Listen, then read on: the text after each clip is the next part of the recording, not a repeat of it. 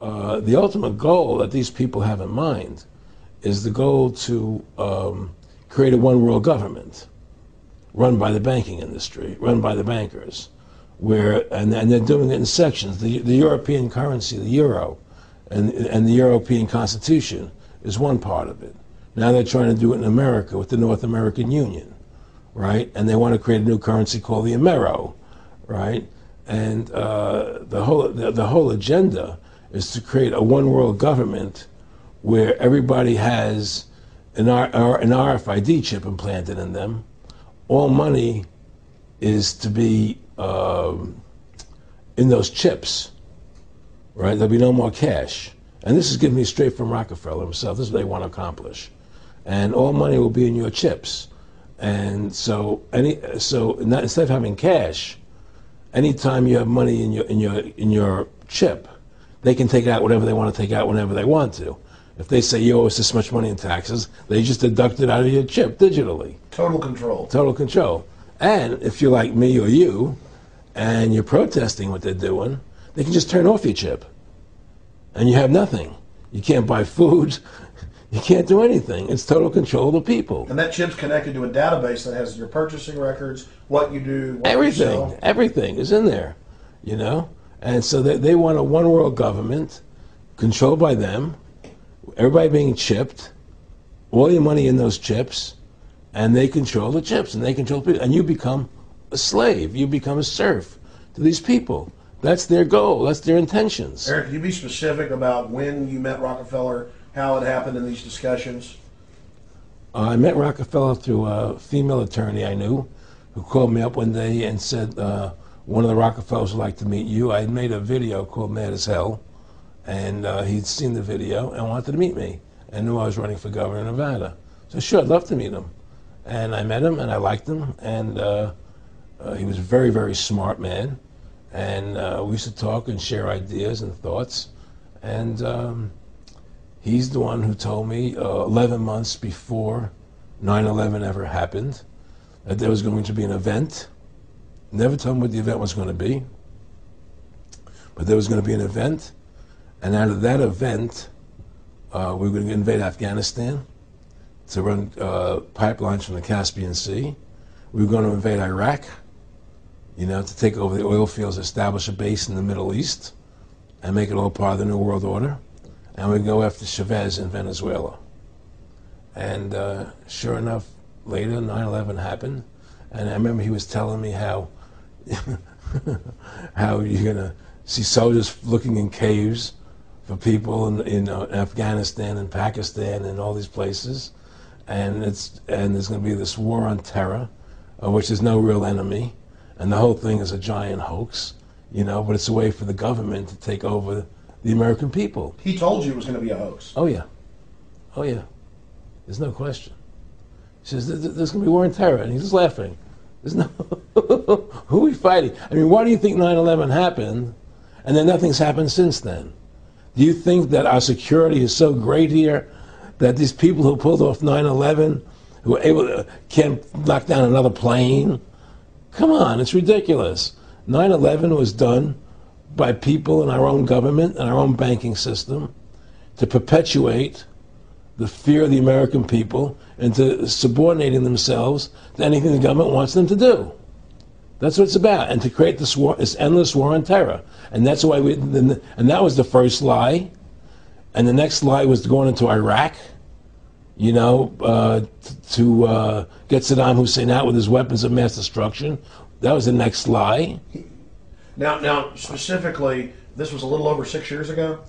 This was 11 months before 9/11. Yeah. And Nick Rockefeller, who's a lawyer, he's become your friend over the previous years, and he's saying to you that there's going to be this big event, and then out of that we're going to have a war on terror, and it's just going to go on and on. Right, an endless war on terror without any real enemy. That you can never, so you can never define a winner. And did he say that it's going to be perfect because you can't define an enemy? It just goes on and on? Yeah, because you can't define a winner. There's no one to beat, so it goes on and on forever.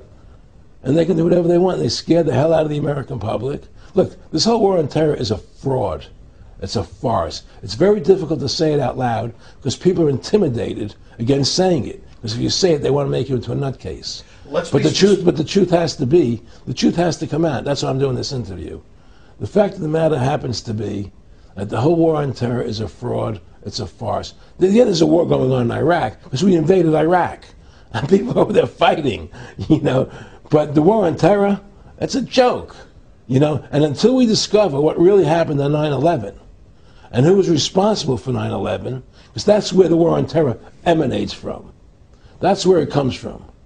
It was 9/11 that allowed this war on terror to begin. And until we get to the bottom root of 9/11, the truth of 9/11, we'll never know about the war on terror.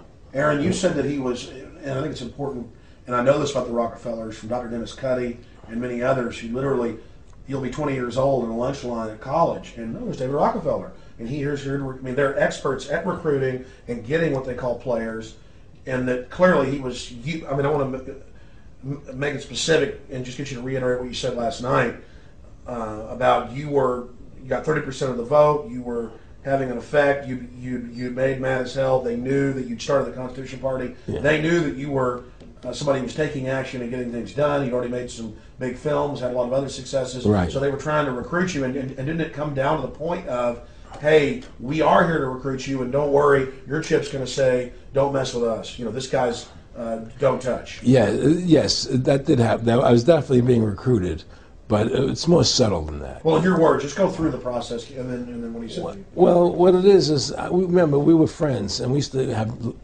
go to my house a lot. We'd have dinner, we'd talk, and he'd tell me about business investments I get involved in, you know, or they would help me with this business investment or that business investment. And was I interested in joining the Council on Foreign Relations? You know, I would have to get a letter to join them, but was I interested in that? And, you know, just stuff, you know, leading you on. And I used to say to him that I never really did that because that wasn't where I was coming from. You know, as much as I like you, Nick, you know, your ways and my ways, we're on the opposite side of the fence. You know, I don't believe in enslaving people, you know, and he would come back with, oh, I do? Or? Well, it would be more like, you know... It's better for them. Well, it's more like, you know, how do I put it? It was like, what do you care about them? What do you care about those people? What difference does it make to you? Take care of your own life. Do the best you can for you and your family. What do the rest of the people mean to you? They don't mean anything to you. They're just serfs. They're just people. You know, it was just a lack of caring, you know, and that's just not who I was. It was just sort of like cold, you know. It was just like cold, you know. And I used to say to him, what's the point of all this? You have all the money in the world you need. You have all the power you need. What's the point? You know, what's the end goal? And he said the end goal is to get everybody chipped, to control the whole society. To have the bankers, the elite people, you know, the bankers and some governor controlling the world. And I said, do all the people in the Council on Foreign Relations believe this way you do? He said, no. You know, most of them believe they're doing the right thing. A lot of them believe it's better off being socialistic. You know, we have to convince people that that socialism is really capitalism. Because America's becoming a socialist country. It's a communist country today. Well, one of the things they told me was that he was at the house one night, and we were talking, and he started laughing. He said, Aaron, what do you think women's liberation was about? And I said, I had pretty conventional thinking about it at that point. I said, I think it's about women having the right to work, getting equal pay with men, just like they won the right to vote, you know? And he started to laugh. He said, you're an idiot. And I said, why am I an idiot? He said, let me tell you what that was about. We, the Rockefellers, funded that. We funded Women's Lib, you know? And we're the ones who got all over the newspapers and television, the Rockefeller Foundation. He says, and you want to know why? He says, there were two primary reasons. And one reason was we couldn't tax half the population before Women's Lib. And the second reason was, now we get the kids in school at an early age. We can indoctrinate the kids how to think. It breaks up their family. The kids start looking at the state as the family, as the school, as the officials, as their family, not as the parents teaching them. And so those are the two primary reasons for women's lib, which I thought up to that point was a noble thing. You know, when I saw their intentions behind it, where they were coming from when they created it, the thought of it, I saw the evil behind what I thought was a noble venture.